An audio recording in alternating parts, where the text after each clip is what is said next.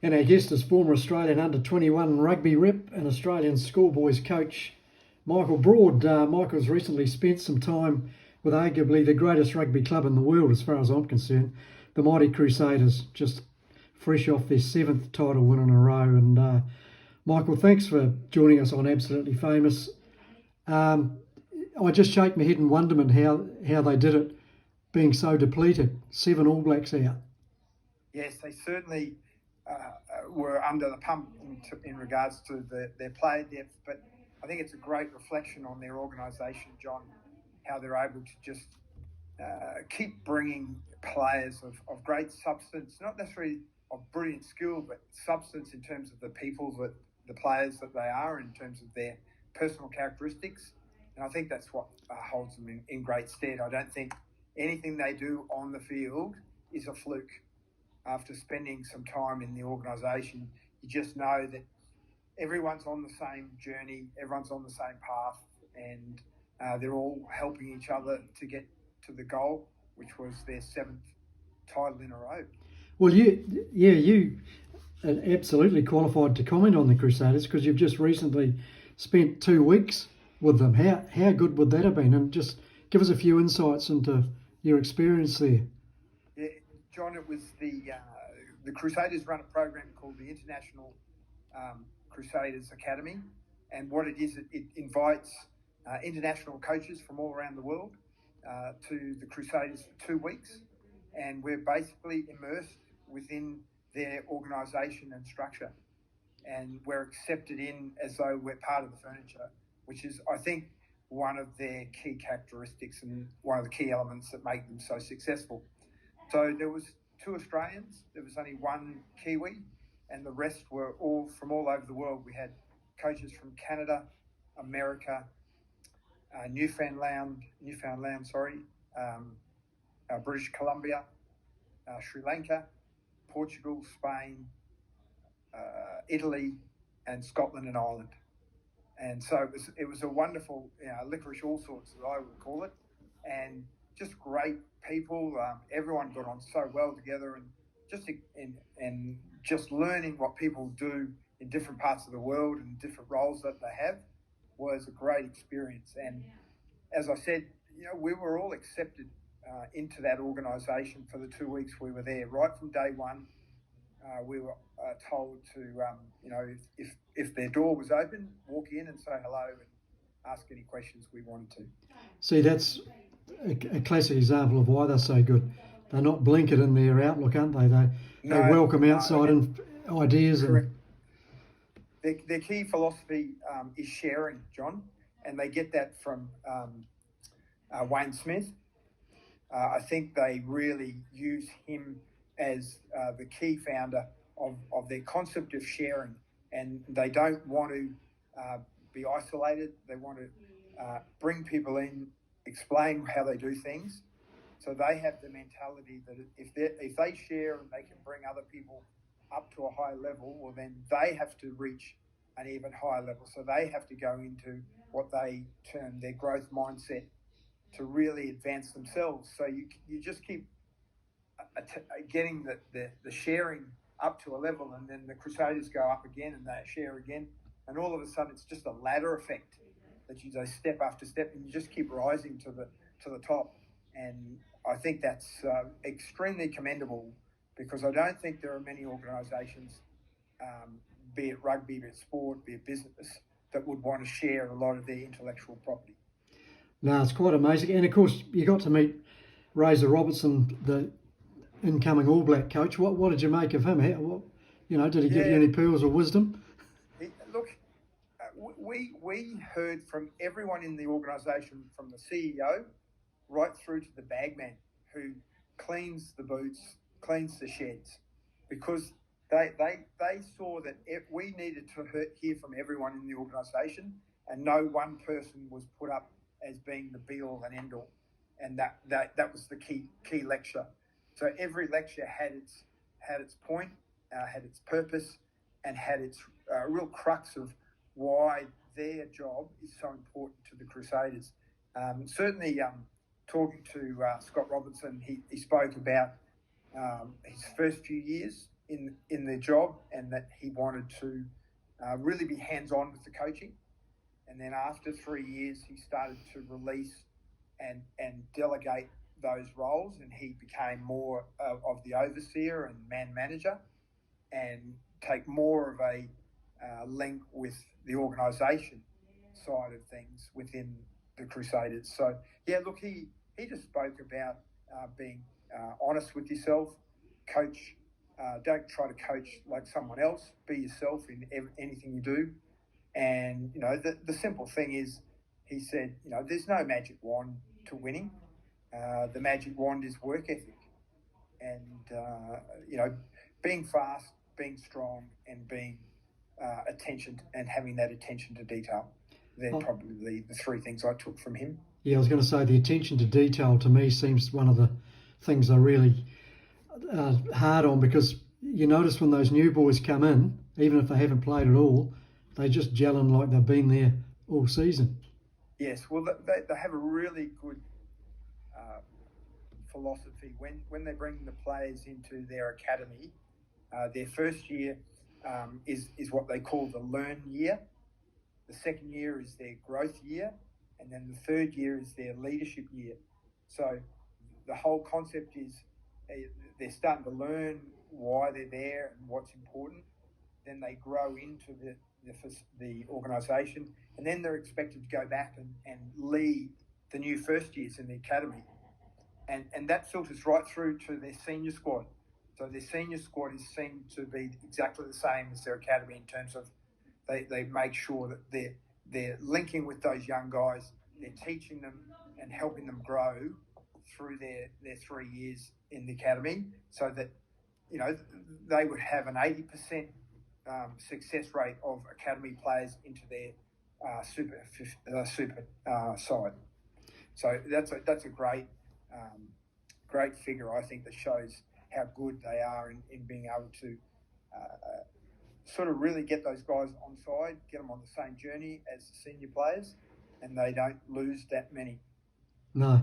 Did you watch any of their trainings? I would imagine their trainings are not too long. Are they sort of short, sharp, and attention to detail? Is that how they do it? Yes, we did see a number of their training sessions, and you're absolutely correct. They're dictated to the minute. They showed us one session. I think the longest piece was 4 minutes, in terms of it might have been a defensive set that they were doing. And obviously, the players are well versed. They get the information well in advance of training, so they're expected to know exactly where they should be at this point in time. But certainly, it's done at a pace. It's done with a certain degree of intensity, but the attention to detail is the critical one. And to watch players like Sam Whitelock and Richie Mwanga, the guys that have been there for a long time, they're the guys that are really leading that attention to detail. They're the first guys out on the park. They're the last guys to leave. They really show why they're so successful and why they're held in such esteem. Yeah, you mentioned those two, Mwanga and Sam Whitelock. I thought Sam and Scott Barrett, proved on Saturday one of the best locking combinations in the world. Yes, I thought Scott Barrett was extraordinary. We saw him play, I think it was the Hurricanes, and he was on the side of the scrum, and really struggled, was really found caught out, not having the pace and that understanding of when to leave the side of the scrum, etc., etc. So I was really pleased to see him back in the lock position, because I think that's where he does all his great work. And Whitelock, interesting, I spoke to, we saw the Crusaders play the Waratahs in Christchurch, and I was speaking to Grant Keenan, who was running the academy that we were attending, and I asked him at halftime, I said, who would be speaking to the players more so? Oh, sorry, not at halftime, but during our break, they've just scored and they're having a drink, and he said, Sam Whitelock does all the talking. Yeah. And, just to have someone of his experience to talking away, it's just great. I just think they're so lucky in the players that they have, but they've done the right thing. They've nurtured these guys from when they were young, brought them through, and they keep them there. That players don't leave. No, exactly. Well, they looked down and out, didn't they, against the Chiefs a couple of times on Saturday night. The Chiefs only had to probably score one more time, and maybe it would have been a little bit more difficult. They just hang in there. They certainly were under the pump. But I think one of the things that I'm always impressed with is that they just don't panic. They're calm. They go back to what they know that they can do very well, and that's defensively. They've got their jobs to do. They know their roles.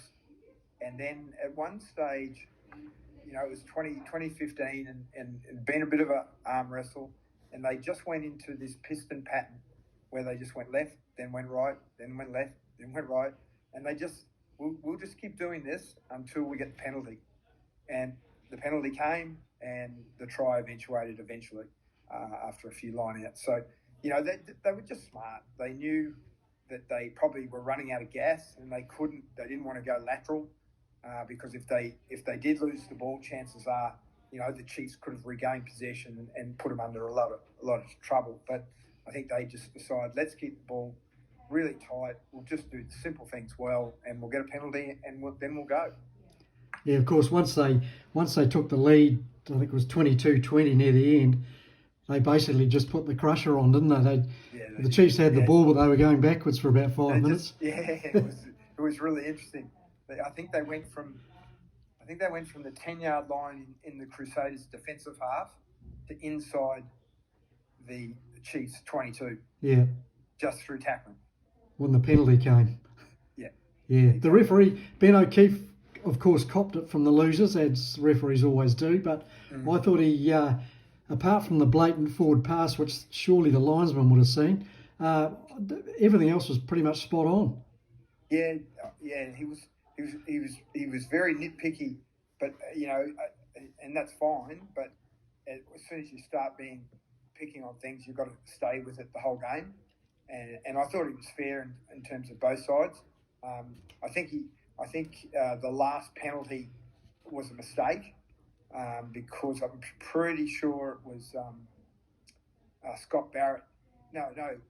Lester Fanucci reached over, actually knocked on. And then the Chiefs guy who was on the ground then grabbed the ball back to his body. So the knock-on should have been played first before the infringement. But look, things happen in an instant, and he saw what he saw. But I think by that stage, I don't think the Chiefs would have been able to make a comeback from there. No, for sure. And on the Aussie front, are you surprised that Eddie Jones has picked Michael Hooper and James Slipper? They've got a combined, 251 tests between them. Joint captains of the Wallabies. Were you surprised by that? Yeah, no. I've actually used that having two captains before at first 15 level, at school level, and I think it works really well. Interesting, having two forwards, but certainly I think Hooper provides that commentary between him and the referee and the players, whereas I don't think James Slipper probably has that ability as good as Hooper does. I think Hooper's got an enormous amount of experience, but I think James Slipper has enormous respect from all the players, and I think he'd be well respected throughout the world in terms of the way he plays and his longevity in that front row position. So no, I'm not surprised by it. I think it's actually quite sensible. Yeah, I've got two players that bashed the door down that weren't picked originally. I'm really pleased to see them in. The two Reds teammates, Harry Wilson, number 8, and Tate McDermott, the halfback. And I was stunned when they were left. Well, Harry's not in the side. No, Harry hasn't made it? I thought he had. No, Harry didn't make the squad. Well, are you surprised by that? Yes, I am. I thought he had. What don't they like about him? I thought he had a good season. My reading of it, John, is that Harry goes in and out of games, a bit like a roller coaster. Yeah. He's diamonds one day and then rocks the next, and I think that's been the thinking of it for a while. But I thought he had a really good season this year. I was disappointed for him. I think he's a different player. It's obviously the coaches don't think that he offers what they need in the back row. But yeah, Tate McDermott, I think, is a good selection. They've got 3 good halfbacks there. I think they'll be well served by those 3. Yeah, your overall opinion of the squad, how do you see it?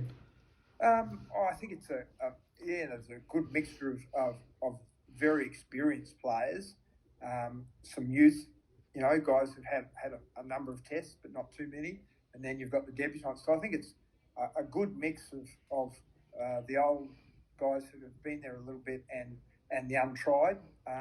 My only concern is that a lot of these guys have been there for a while, and we still haven't reached any height of success in world rugby. So, and I don't know whether any of the new players add anything to change that. And when you look at the super sides against New Zealand sides, generally speaking, New Zealand sides had it all over us. So, look, I think they've picked pretty much what people would have expected. I think Eddie Jones will have an influence over them in terms of, the new coach, new organisation. I think there'll be a response from them. It's how long that the Eddie Jones effect will last, especially, in a long campaign right through to the World Cup. Yeah, for sure. And tough start, South Africa and Pretoria on July the 8th, so we'll soon find out how good they are. Exactly. Yeah, and of course your next gen rugby coaching business, Michael, going gangbusters there. Great turnout of kids this week in Brisbane. Yeah, John, we had day 1 today up here in Brisbane. We had 216 kids registered, the youngest being 4 and the eldest being about 17, I think. So it was terrific, and great band of coaching educators from all around Brisbane, from various schools and various clubs. And I'm extremely fortunate to have such great adult coaches that, most of them are school teachers, and most of them know how to progress kids through different key core elements of the game. They know how to look after kids. So, it's well represented, and, every time you get a registration, one of the questions is how did you hear about it? And just word of mouth. And that's the best type of motivation I can get, that people are selling us outside there without me having to advertise too much. Yeah, you're doing a wonderful job, Michael, developing young talent. And I guess we just sit back and go for the ride through the rugby championship leading into the World Cup. So it's pretty exciting times for us rugby fans. It is. And interesting to see the under 20s and the results from the first round. Australia only just beat Fiji. New Zealand only just beat Wales by 1 point. So, and then France did a number on Japan. So, that's a really good lead into all these senior games, I think. Yeah, it's brilliant. Michael, always love talking footy with you, and all the best. Have a great week with the juniors you're coaching. Thanks for being a guest. And thanks for your support, John. Always appreciate putting Next Gen up there.